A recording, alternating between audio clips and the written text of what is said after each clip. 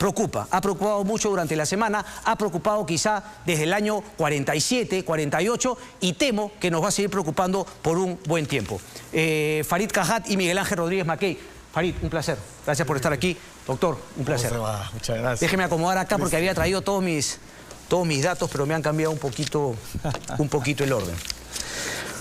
Por aquí arrancamos. Yo quisiera comenzar contigo, Miguel Ángel. Hay una columna muy interesante que escribiste en el Diario Expreso en el cual cuentas un poco, desde tu punto de vista histórico, cómo han ocurrido los hechos, digamos, desde el inicio. Cómo surge este problema y luego le pediré también a Farid si es que coincide contigo o si es que tiene alguna otra apreciación, por favor. Sí. ¿Cómo surgen un poco? Partiendo, claro, no post Segunda Guerra Mundial, si te parece, teniendo en cuenta que, claro, anteriormente, más allá de lo que cada pueblo, digamos, no reclama como propio de ser originarios, entiendo que en los últimos casi 2000 años, antes del 48, había estado primero Imperio Romano, romano de Oriente, otomano. Sí. Bizancio, el Imperio Otomano. Correcto. Hasta antes de la Primera Guerra Mundial. Luego el Imperio Británico y finalmente es con el Imperio Británico. El mandato británico. El mandato británico. Okay. Que culmina el 14 de mayo de 1947, 48, mismo día que se declara la independencia del Estado de Israel. Okay. Pero es muy importante, Cristian, que sepamos que primero esto no es un asunto que tenga 2000 años, los mandamientos, Adán y Eva, Isaac, Ismael, no. Porque yo no lo veo esto como un asunto religioso. Ese es un asunto que comienza, y hay que decirlo, cuando las Naciones Unidas, luego de mirar todo el escenario que había impactado con el Holocausto judío, ¿no es cierto? Ya después de la Primera Guerra Mundial había habido un avance, ¿no? Por la Declaración Balfour. Llegan a una conclusión. Vamos a formar una comisión que vaya al Medio Oriente, que mire in loco lo que está pasando aquí. En esa comisión, por cierto, fue Arturo García Salazar, eminente canciller de la República, embajador nuestro. Llegan a una conclusión. Hay que dividir el territorio de la Palestina, de la Judea, como quieras, en dos estados, el Estado de Israel y el Estado de Palestina. Como las resoluciones son recomendaciones, ¿quién la chapa? La chapa Israel. La resolución del 29 de noviembre del año 47, en mayo Israel se hace Estado por una resolución. Los palestinos no solamente la rechazan, sino que Palestina y el mundo árabe le declara la guerra a Israel. Van y vienen los años, 15 años más, 18 años más, viene la guerra de 1967, una guerra sorpresa por parte de Israel, toma todo el Sinaí, colapsan los países árabes y entonces luego de ello se emprende toda una, diría yo, una jornada, una travesía del pueblo palestino. Ya se había creado la OLP, la Organización para la Liberación de Palestina, con Yasser Arafat, y mira, después se constituye la Autoridad Nacional de Palestina. Llegan a un momento importante que fue los acuerdos de Oslo. Recuerdo. 1993, ahí está Isaac Rabin, Yasser Arafat, el primero, 2 años después, asesinado por un sionista, ¿no es cierto? Es decir, por un extremista israelí que no quería lo que se avanzaba en una posibilidad de paz con Palestina. Y esa es una regla que vas a ver después. No quieren la paz de uno u otro lado los extremistas. 9 años después, Yasser Arafat murió, algunos dicen envenenado, no se sabe de qué murió en realidad. Para mí en ese momento se acabaron los interlocutores válidos. Palestina como tal, que siempre había tenido unidad con Yasser Arafat, ¿no es cierto?, termina dividiéndose porque llegan al poder en asambleas legislativas el Hamas. 2007. El 2007, el 2006 gana y el 2007 asume. Entonces, desde ese momento, Palestina es incontrolable por el gobierno de Abu Mazen. O sea, la Cisjordania, donde está el gobierno de Ramallah, al norte, no puede controlar al Hamas, que controla la Franja de Gaza. Yo conozco toda esa zona. Desde ese momento hemos visto actitudes recalcitrantes y no se ha podido más. En Israel, y con esto acabo, el gobierno de Benjamín Netanyahu, repetidas veces ha sido primer ministro, no ha sido el mejor para justamente generar y promover estas condiciones de paz que hoy hemos visto vulneradas. Farid, por favor, tu punto de vista, si es que coincide, digamos, con esa descripción de hechos. salvo un tema histórico, pero en general sí. El mandato establecía que el propósito último era permitir la autodeterminación del pueblo del territorio en cuestión. ¿Cuál mandato te refieres? El mandato británico sobre Palestina. Y el tema es la resolución de partición, no siendo vinculante, pretendía definir sin la anuencia de las partes lo que debía pasar con ese territorio. Ese era el centro de la objeción. Tienes, perdón que te interrumpa, Farid, continúa, pero mientras le pido si es que puedes poner el mapa justamente de esa resolución de Naciones Unidas, creo que la teníamos de la BBC, José, la de, efectivamente, 47. Y el otro aspecto es que ya había guerra antes de que intervengan los países árabes, solo que entre Israel y los palestinos, y la guerra la perdían los palestinos. Los países árabes intervienen para evitar lo que probablemente ahora sea también una preocupación, el éxodo de 750.000 refugiados palestinos que son forzados a marchar o al exilio o a convertirse en refugiados en lo que ahora son territorios ocupados. Por ejemplo, hay masacres como la de Deir Yassin en 1948 contra palestinos, perpetrada por el grupo Irgun, la base de lo que ahora es el partido Likud, el partido del actual la derecha israelí, sí. Sí. Y lo otro es que este es un ejemplo de los extremos tocándose. Hamás fue promovido en su momento por Israel. Bueno, no era Hamás entonces, era la llamada Asociación Islámica, pero el fundador de la Asociación Islámica, el Sheikh Ahmed Yassin, va a ser luego el fundador de Hamás, porque siguiendo una lógica parecida a la que sigue Estados Unidos en Afganistán, trataba de dividir al movimiento nacional palestino creando una alternativa islamista a los grupos seculares como Al-Fatah manejado por Yasser Arafat. Eso serían mis dos atingencias, pero en general coincido en que hay una ocupación ilegal según el derecho internacional. Los asentamientos que Israel construye en territorios ocupados son también ilegales. El cerco a Gaza es considerado por la ONU un castigo colectivo. Y en materia de derecho internacional humanitario hay violación sistemática del derecho internacional humanitario por ambas partes. Pero la parte más poderosa, que es Israel, es la que ha causado la mayor cantidad de víctimas civiles a lo largo de la historia del conflicto. Ok, Farid, nos has traído un poco ya justamente ¿no? Al presente. Yo quería un poco, claro, antes de venir al presente, que obviamente tenemos que tocarlo, no, sí, José, ¿lo tenemos o no? Porque, claro, tú me dices que entran los países árabes, ahí está. Eso es un poquito ¿no? lo que planteaba ¿no? las Naciones Unidas, ¿no? Un Estado árabe, un Estado ¿no? de Israel y Jerusalén justamente, que también lo destacó en algunas columnas Miguel Ángel. Cuando tú me dices que lo que se quería evitar con, digamos, ¿no? el ataque de países árabes tras la creación del Estado de Israel, era mover a árabes a territorios que, según esta partición, quedaban como parte del Estado árabe palestino, si se quiere, o finalmente sacarlos de toda la región. Bueno, la mayoría se fue de la región, o sea, se fueron, mejor dicho, de la Palestina histórica. Muchos están en Jordania, ahí sí se les concedió ciudadanía.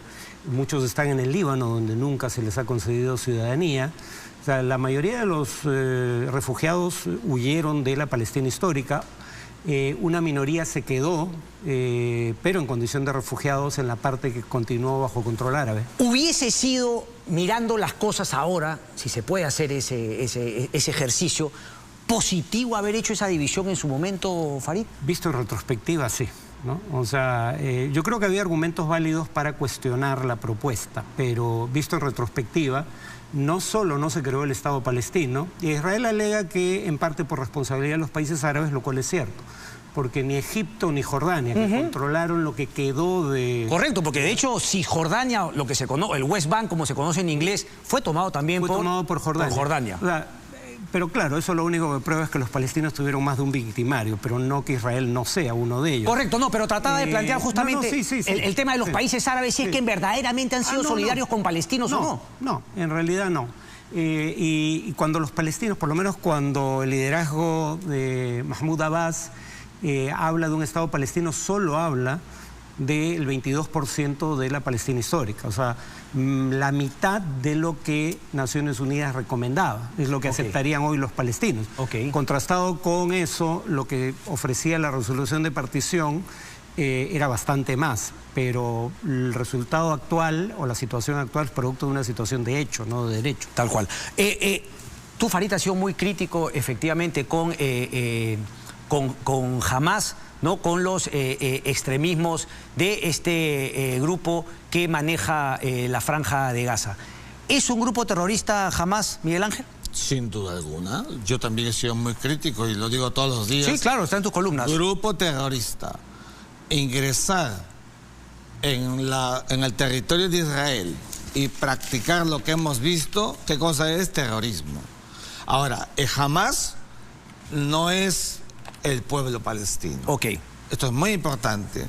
Y Hamás es un grupo terrorista, y no solamente porque Estados Unidos lo diga, que ya puede ser importante porque es el hegemón de la tierra, sino por sus prácticas mismas. Entonces, Perdón que te interrumpa, hubo otra aclaración que también escribió Farid. No solamente que Hamás no es Palestina, sino que Hamás no es Gaza. Para hacer la diferencia. Muy bien, y lo dije en mi columna de hoy.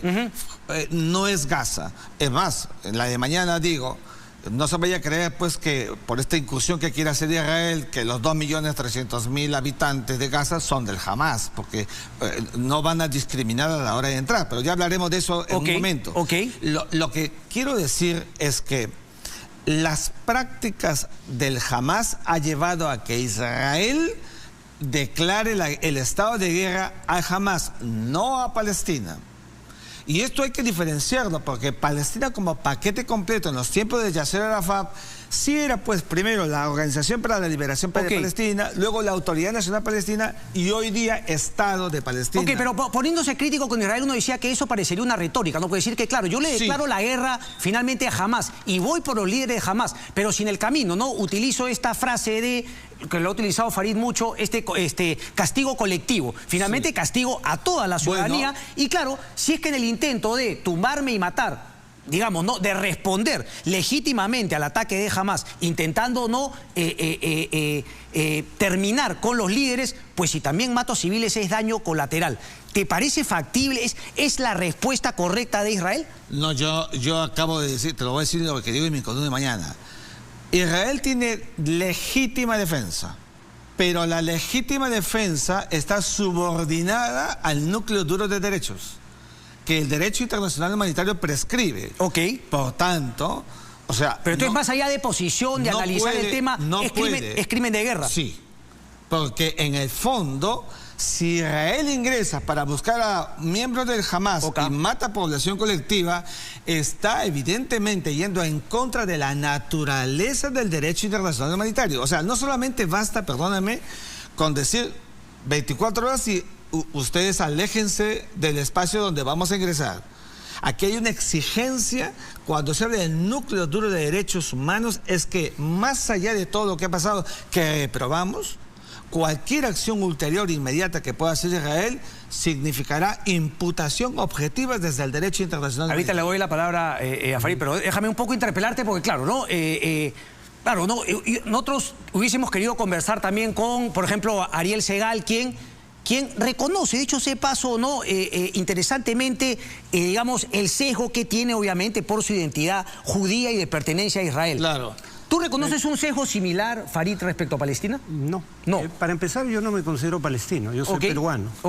No tengo ninguna otra ciudadanía, jamás he buscado otra ciudadanía. En segundo lugar, nada de lo que digo contradice las normas de derecho internacional. No creo que lo hayas hecho en ningún momento. Y dicho sea de paso, tú invitaste a Segal y no aceptó venir. Sí, y me parece que un tiempo para callar lo dice, pero ¿por qué? Porque yo he intentado debatir con representantes de la oposición israelí, pero me parece válido en este momento, él tiene una columna, ¿has leído su tiempo para callar? No. Creo que deberías, está buena. Que él es un moderado. Correcto, y critica mucho, ha criticado mucho a Benjamín Netanyahu, y me parece claro que en esta situación lo dice entre líneas, obviamente cuestiona todo, y claro, en una situación de ataque a Israel, él reconoce su sesgo y de alguna manera prefiere no salir. Normalmente... Pero solamente le quiero hacer una pregunta, porque tú decías que no tienes nacionalidad. Si el Estado palestino se hubiese creado, ¿tú tienes ascendencia palestina? Sí.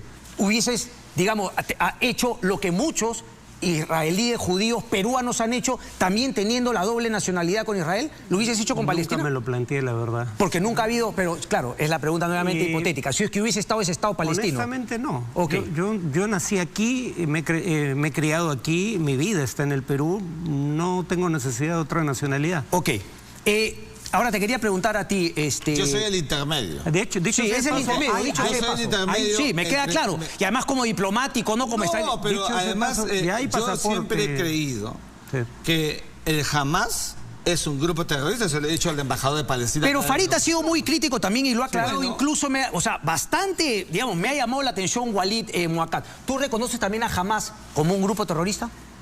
Las acciones que perpetró son terrorismo. Clarísimo. Sin ninguna duda. Me llama la atención por qué, Walid, no, el pueblo palestino tiene derecho de luchar, no solo... Me llamó la atención, Walid, y también, perdón, tú debes haber visto, Farid, la entrevista que hace, creo que es el embajador de Palestina para la Unión Europea, una entrevista de la BBC, que justamente, digamos, no intenta condenar el ataque de Hamas al pueblo de Israel, siempre bajo la premisa de que hay muchos otros crímenes que ha cometido Israel contra el pueblo palestino.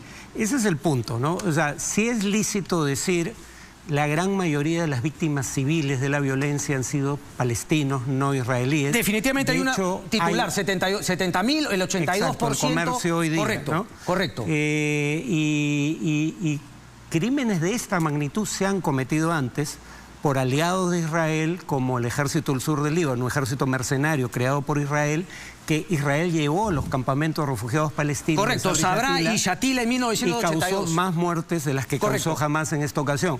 Dicho eso, igual, el punto clave es la muerte de civiles. Los civiles nunca son un blanco legítimo de guerra, sean quienes sean. Y en ese sentido yo no tengo doble moral.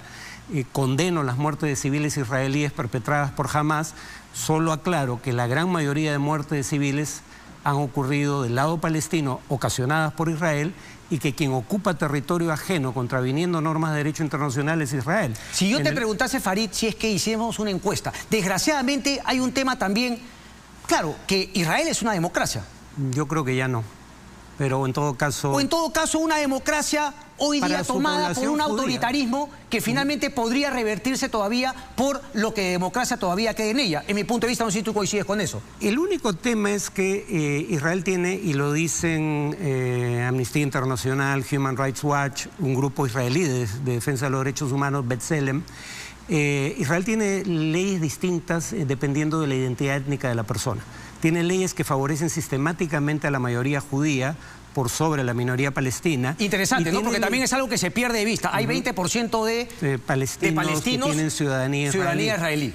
Y además a los palestinos de Cisjordania y de Jerusalén, los de Cisjordania no tienen derecho alguno. Los que viven todavía bajo control israelí. Si hiciéramos una encuesta en Israel, ¿tú crees que Israel estuviese la mayoría, un voto gana por mayoría, aceptar el mapa, el plano de 1948 de Naciones Unidas? No, ya no. Ni siquiera los palestinos lo piden. ¿Y por qué crees que ya no? Porque inicialmente sí era. Entonces aquí entro al tema que tú has cuestionado y con razón, el cerco, por ejemplo, a Gaza. Pero ¿cuánta responsabilidad tiene Hamas respecto finalmente de que Netanyahu y los halcones de derecha se hayan apoderado del gobierno al punto de poder, digamos, poner en entredicho la democracia israelí? Se han retroalimentado todo el tiempo. O sea, Hamas y Netanyahu se necesitan. De hecho, no solo es que históricamente apoyaron a la Asociación Islámica, que fue el antecesor de Hamas, sino que el diario israelí Haaretz saca unas declaraciones de Netanyahu a los congresistas de su partido, filtrada aparentemente por uno de esos congresistas, donde dice: si no queremos Estado palestino, hay que apoyar a Hamas. Correcto. Porque Hamas nos permite, uno, dividir el frente interno palestino, y dos, decir que no hay interlocutor válido para una negociación. Entonces, y Hamas, con sus atentados terroristas en Israel propiamente, durante las negociaciones, contribuyó a la radicalización de un sector de la sociedad israelí, claro. Pero mi punto es que en Israel leo Haaretz, Jerusalem Post, y veo efectivamente que hay distintos puntos de vista. Un artículo interesantísimo critica notablemente a Netanyahu y lo corresponsabiliza finalmente de estos atentados. Cosa que yo no veo en Palestina. Déjame ponerte ahora que estás en el medio, porque Farid dice, claro, lo primero que tendría que hacer Israel es justamente terminar con estos crímenes, con estas ocupaciones ilegales y devolverle finalmente la tierra.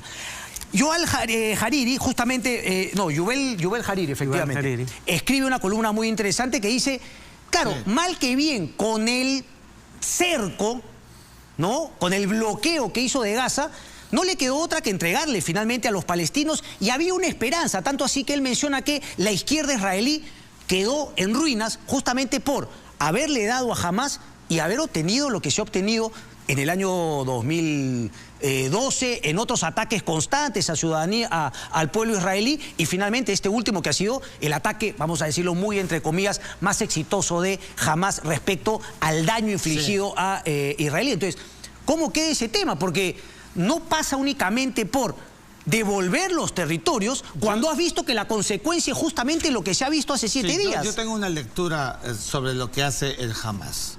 Y yo creo que Hamás, en verdad, como las porciones judías recalcitrantes, en verdad que pregona lo mismo que Irán, la extinción del Estado de Israel. Entonces, o cualquier marco de normalización de relaciones que pueda haber un statu quo, digamos, esperado, de vivir en paz israelíes con todo el mundo árabe.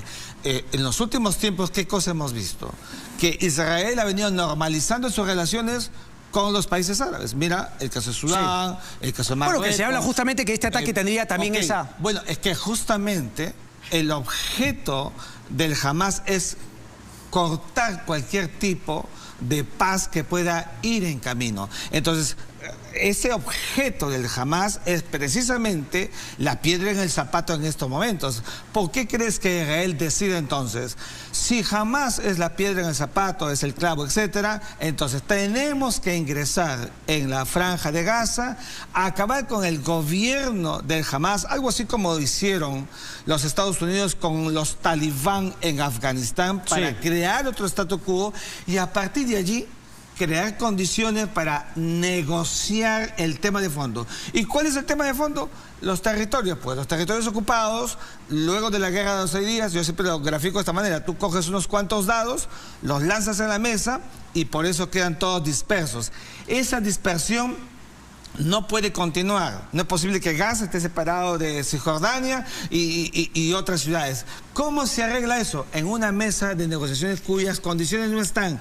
Para Israel, mientras Hamás esté al frente, no se va a poder. Por eso que han tomado la decisión, ya hemos comentado su nivel, de ingresar en Gaza, arrancar al Hamás, crear condiciones para que finalmente Palestina alcance esa primera unidad, haya un interlocutor válido, que no tienen. Abu Mazen no está en esas condiciones, y en Israel, tú decías que no hay democracia. Pero ¿cómo hace eso sin crímenes de guerra, No, Miguel Ángel? es que justamente aquí hay dos cosas: el poder mundial y el derecho internacional.